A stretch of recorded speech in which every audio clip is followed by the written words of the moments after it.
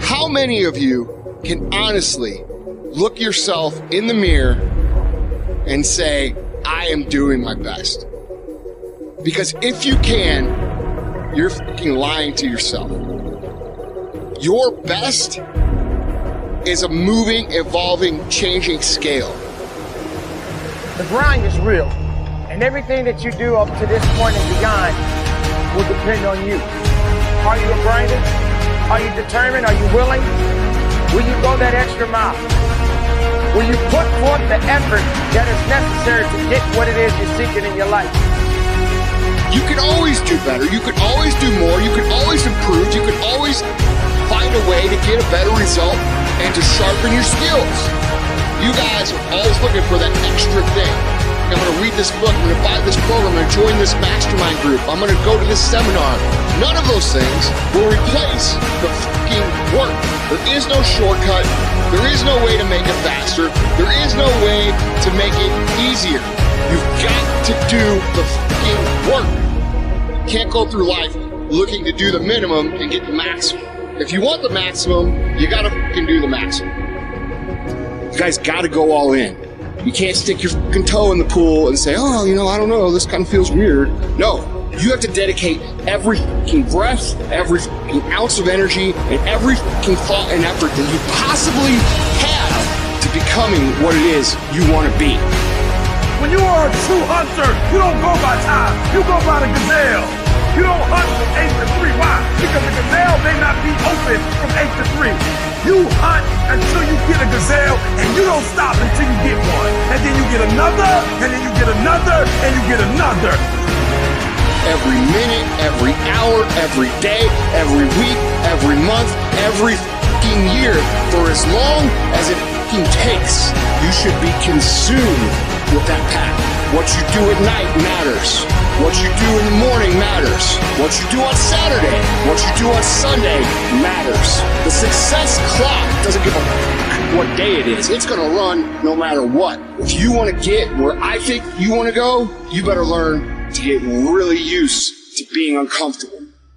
Because you want some different kind of results in your life, you've got to be willing to be unreasonable. If you want unreasonable results in your life, you've got to be willing to be unreasonable. Part of being unreasonable, you don't judge according to appearances. Part of being unreasonable, you concede because you believe it. That's part of being unreasonable. Part of being unreasonable, you must have the faith to call forth those things that be not as though they were. That's part of being unreasonable. Listen to me, this is how you do it over 6-7 years ago with no money, no human resources, no building, no funding, no support. The first thing we did was we dreamed, we wrote the dream down, we slept the dream, we ate the dream, we rehearsed the dream, we looked at the dream, we talked about the dream, we slept with the dream, we woke up to the dream, we wore the dream, and now boom, it's our reality. And so I started going to work earlier.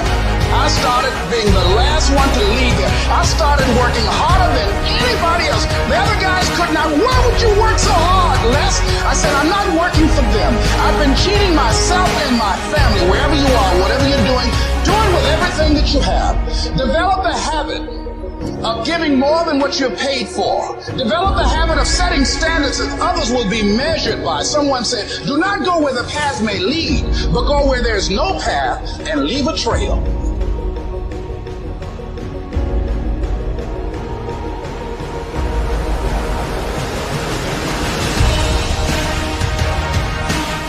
Can't work out without purpose.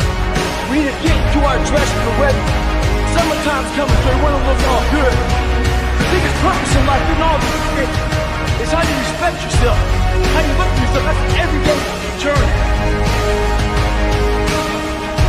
Every day you should be getting after it. We look at determination, self-discipline. We look at hard work.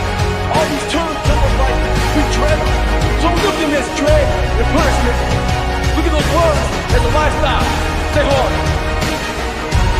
Betray your destiny. And see how long it takes you to be drowning in the storm. It'll happen immediately, and of course it will, because What's calling you to be your best is exactly the thing that's pushing you forward to manifest yourself most fully in the world. It's what you need. You run away from that, the boat's going to start to rock very, very quickly. Well, what does that mean? Well, what else would come out of chaos? You know, if you fall apart and then you put yourself back together, what is it that comes back out? At least you're in better shape than you were before, you know, and then maybe you do that 20 times in your life, or 50 times, and you do it voluntarily. In short, 92% of the average person's worries take up valuable time, cause painful stress, even mental anguish, and are absolutely unnecessary. And of the real, legitimate worries, there are two kinds. There are the problems we can solve, and there are the problems beyond our ability to personally solve. But most of our real problems usually fall into the first group, the ones we can solve, if we learn how. You cannot be great being a lesser version of what already exists. You can only be great when you execute against your own potential and do your own development. And that means getting up there and looking like a clown. If you want to be great, if you want to be one of the best that's ever fucking lived at what you do, you have to understand that it's about developing our own skills. It's about developing our own style. It's about developing our own swagger. It's about developing our own selves. And what mountains could we move, I think? What gridlock could we eradicate if we were to join forces and work together in service of something greater than ourselves? You know, my deepest satisfaction and my biggest rewards have come from exactly that. Pick a problem, any problem, and do something about it, because to somebody who's hurting, something is everything. What I know for sure is that the biggest choices begin and end with you, your internal big questions. Who do I want to be in the world? My relationship to source energy, to all that is God. I'm not talking about what you believe in God. I'm talking about your experience of that which is all life, which is divine and universal. I'm talking about the big deal. Being connected and aligned with that. When you are tuned in and charged into that, whenever you feel empty, go inside yourself and you connect to the source, and you know that all things are possible.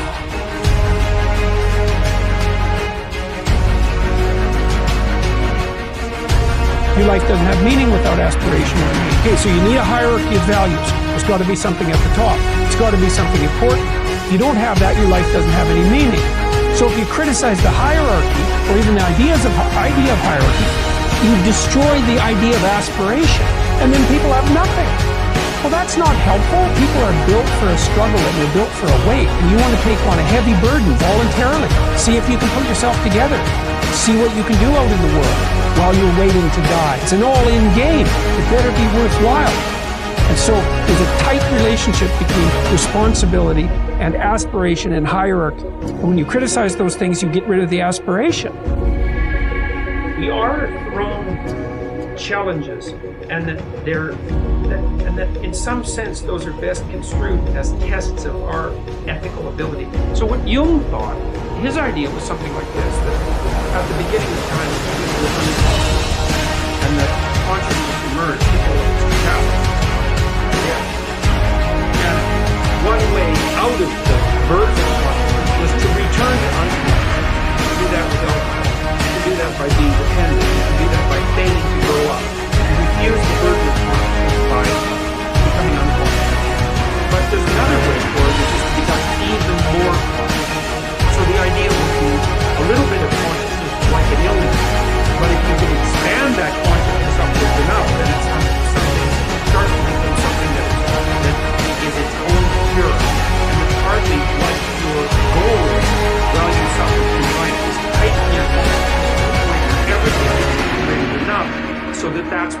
medication for the disease of self-consciousness.